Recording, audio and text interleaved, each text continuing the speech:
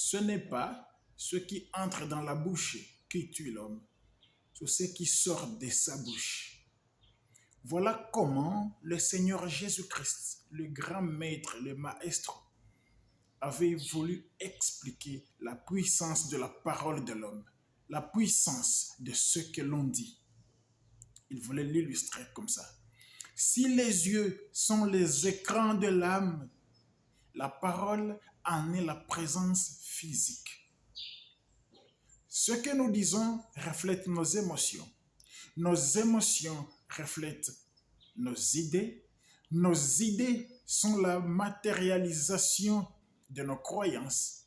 Nos croyances sont l'incarnation de ce que nous sommes, de ce que nous vivons, de ce que nous sommes à l'intérieur. Et ce que nous sommes à l'intérieur se matérialise par notre vie, par ce que nous vivons, par ce que nous sommes au quotidien.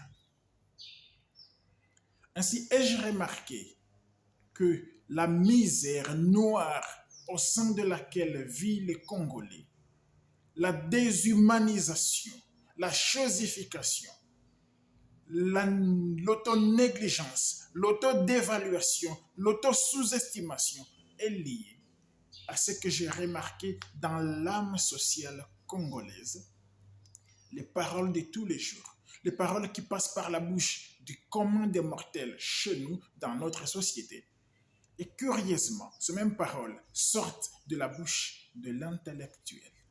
Parfois par ironie, parfois juste pour amuser la galerie, parfois par curiosité, parfois puisqu'il est dépassé par les événements. Dans cette vidéo, j'ai sélectionné 5 paroles courantes au sein de ma société qui reflètent l'âme sociale congolaise et qui reflètent la vie quotidienne congolaise qui a été créée par cette croyance dont les 5 phrases je vais te les révéler maintenant. La première phrase est celle-ci. Tu crois que c'est toi qui changeras ce pays? Lorsque un concitoyen chez nous essaie de faire du bien, essaie de respecter la loi, essaie d'agir selon ce qui est permis, ce qui est légal, essaie de se conformer à la norme, c'est-à-dire le bien, le patriotisme, l'amour de la mère patrie, il y a toujours quelqu'un à côté, si pas tout le monde à ses côtés, qui lui dit tout haut, tu crois que c'est toi qui changeras ce pays. Une manière de le décourager, une manière de lui montrer que la tâche est tellement gigantesque et qu'il n'y peut rien, une manière de lui montrer qu'il n'est pas le seul à faire ce qui est fait par tout le monde, pour lui montrer que plutôt il est le seul à essayer de faire du bien, il est le seul à essayer de respecter la Constitution, il est le seul à essayer de faire le bien. Comme si le bien fait par la majorité devient le mal, ou le mal fait par la majorité devient le bien. Cette parole décourageante est courante chez nous, dans le bureau, dans les écoles, partout dans l'administration. Cette parole est courante partout, comme si elle était déjà la norme. La deuxième parole, pour appuyer celle-là, on lui dit, ceci n'est pas un pays. Une manière de lui dire que si tu veux copier ce qui se fait ailleurs, là, il y a des patries, là, il y a des nations, là, il y a des pays, ici, il n'y en a pas. Une manière de lui dire que l'on n'a pas à suivre le modèle, le bon modèle d'ailleurs. On n'a pas à suivre ce qui se fait ailleurs de bien, parce que nous, on n'est pas une nation, on n'a pas de patrie, on n'a pas de pays. Une manière de lui dire que nous vivons dans une situation exceptionnelle qui nécessite à ce que le mal soit fait et qu'on puisse continuer à le faire. La troisième phrase qu'on va lui sortir est celle-ci. Ce pays est mort il y a longtemps. Comme si on était dans une situation d'autopsie et qu'il était impossible de réveiller cette nation et qu'il était impossible de réveiller notre patrie et qu'il était impossible de reconstruire, de passer à l'éveil de conscience, à l'éveil collectif de conscience. On lui dit, ce pays est mort il y a bien, bien longtemps. En d'autres mots, il n'y a plus d'espoir. On n'a plus à faire.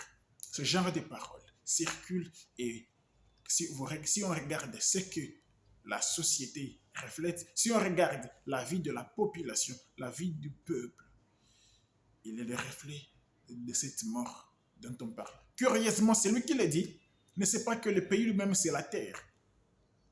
Et que s'il dit le pays est mort, il fait allusion au peuple. En d'autres mots, il fait allusion à lui-même. Il dit ce qu'il est. Il se proclame Maccabée. Il se proclame tout haut cadavre ambulant. La quatrième chose, c'est quoi? C'est que on allait voir les marabouts. C'est la devise. Les soi-disant serviteurs de Dieu ont des gris-gris. Les politiciens n'en parlons plus. Le musicien, c'est devenu la norme. Le sportif, c'est impossible de monter sur le terrain sans gris-gris, sans fétiche. Les enseignants, les commerçants, les hommes d'affaires, même au niveau de bureau, tu es promu, il te faut, viens, on va te montrer où trouver la protection, sinon tu ne feras pas long feu.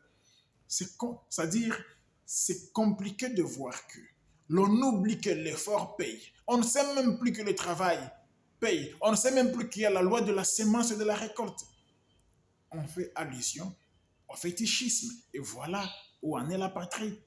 Au fond du fétichisme, dans le noir, dans la sorcellerie. Même les vendeurs de piments, avec un capital, c'est-à-dire un chiffre d'affaires de 10 dollars, de 5 dollars, utilisent le fétiche pour vendre et pour gagner quoi? Pour aller où? La même vie continue. On est dans le noir, plongé dans le fétichisme et le maraboutage. La dernière chose, c'est que tu entends dire tout haut, faites de moi chef de l'État pendant seulement une semaine et je deviendrai milliardaire. Faites de moi chef de l'État pendant un jour, pendant 1 heure seulement. Je vous viderai les comptes, je vous viderai toutes les caisses de l'État pendant 1 heure et je deviendrai milliardaire. La loi de la cueillette, la loi du ramassage.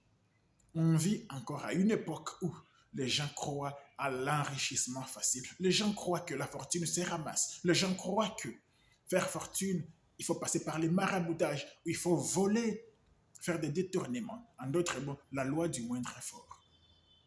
Personne ne se met en tête que l'effort, comme je l'ai dit, paye. Qu'il faut passer par l'effort, qu'il faut agir, qu'il faut avoir un objectif, faire une planification, passer à l'acte, rectifier les tirs, chemin faisant, poursuivre par l'effort et aller de l'avant.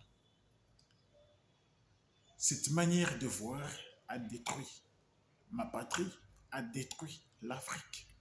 Il est grand temps que nous passons à l'éveil de la conscience. Que chacun mette la patte, le pied à l'ouvrage, que chacun donne tout ce qu'il a au fond de lui, que chacun puisse se vider de tout ce qu'il a comme compétence et de le mettre à l'ouvrage, de se bonifier et de donner tout ce qu'on a au fond de soi pour que l'Afrique puisse prendre sa place dans le concert des continents, pour que la RDC, chaque pays africain, puisse montrer de quoi il est capable. C'est l'effort qui nous délivrera.